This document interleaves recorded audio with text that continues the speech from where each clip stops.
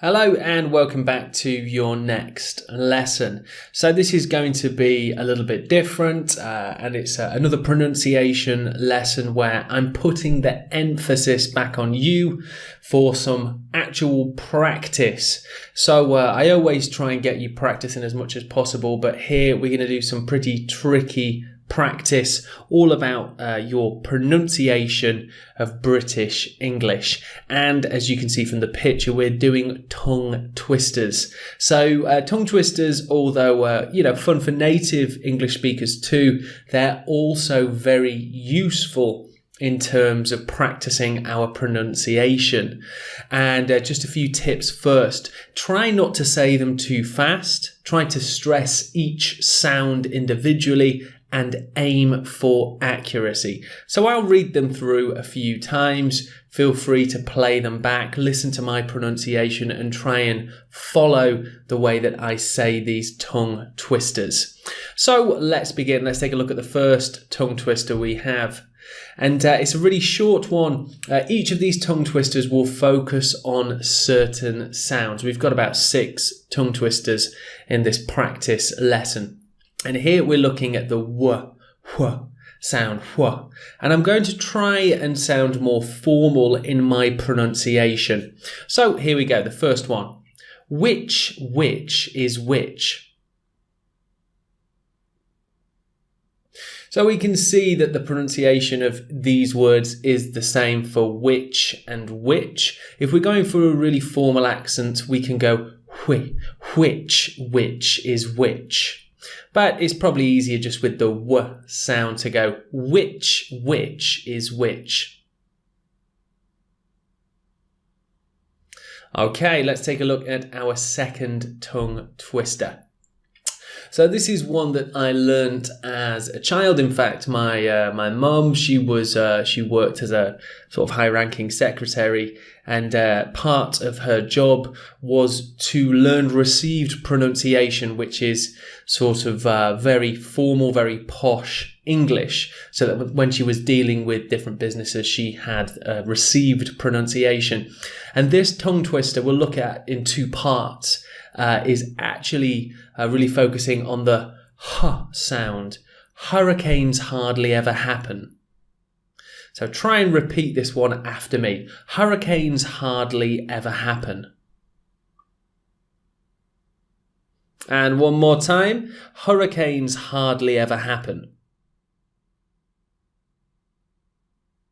Okay, do feel free to repeat these as often as you need. Now, this was the first part of this tongue twister. There's an extension coming up, which makes things a little bit more tricky.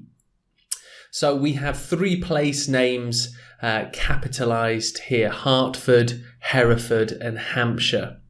This is the full tongue twister, really focusing on the h sound. So let's have a read through now, and of course, please repeat after me. In Hertford, Hereford and Hampshire, hurricanes hardly ever happen.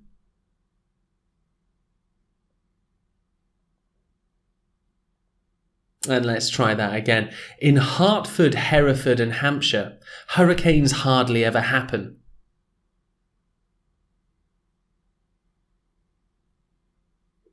Really good way to focus on that h sound, and it's also a good way of learning the sort of repetition and the rhythm of these sentences. Let's just try this one more time. In Hertford, Hereford and Hampshire, hurricanes hardly ever happen.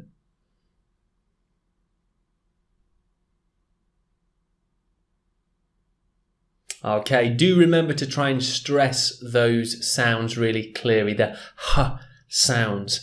Let's move on to our 4th tongue twister. So this one's a little bit tricky, focusing on sh and s sounds. Really good for you in terms of being able to understand the differences between these sounds. We surely shall see the sun shine soon.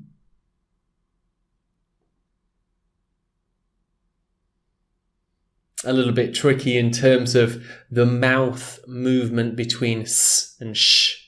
So let's try one more time. We surely shall see the sun shine soon. Even a little bit difficult for me. Okay, try repeating after me again here. We surely shall see the sun shine soon.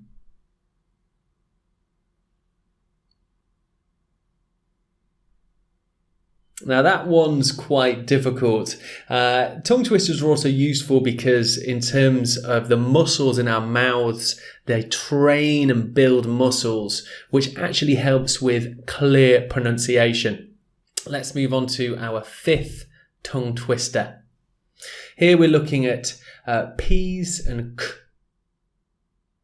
A proper copper coffee pot.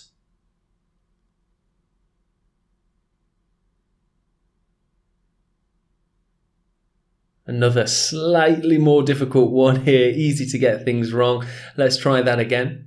Nice and slow. A proper copper coffee pot.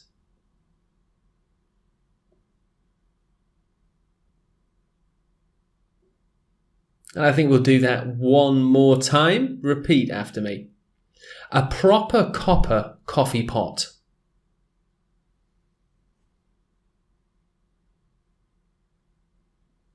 Okay, on to our last tongue twister. So here we're looking at the sound oi, oi. And this one again is quite easy to get wrong, but great in terms of pronunciation practice. So try repeat after me.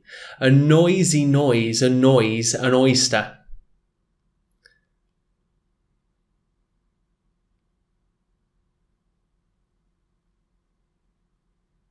And one more time, do make sure that you're really stressing each sound nice and slowly. You can build up speed as you practice more. A noisy noise annoys an oyster.